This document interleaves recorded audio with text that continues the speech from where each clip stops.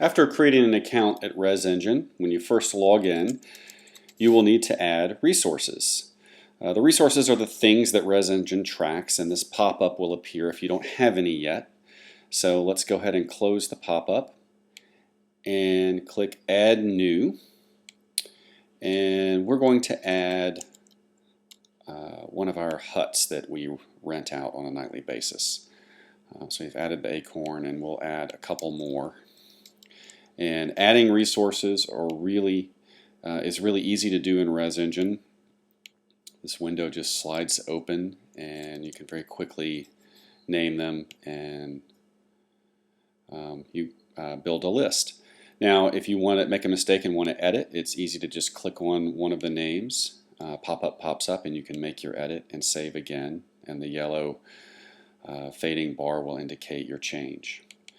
Now, resources in our case are huts, and so we can go to our account setting page and we can change the name.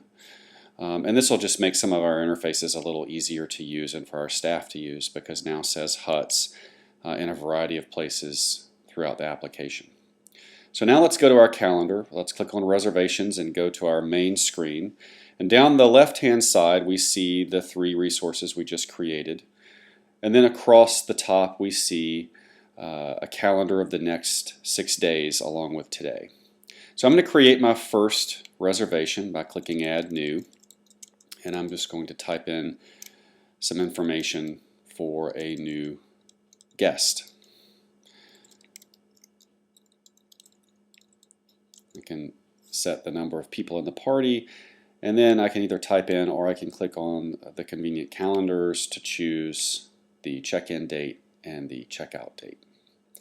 Now, when I click Next, I'm going to get a screen that shows me the basic information of the reservation, and then it's going to give me a list of available huts, which in this case, since I don't have any other guests, are all 3. And so I'm going to choose the acorn, and I'm going to leave the status at reserved for now, and click Next. And my reservation is created, and I can hover over it and see details of the reservation, and I can even click on it and get an edit screen where I can make changes, and I can move the person, say, to the popcorn instead of the acorn and save it, and they will move on the calendar.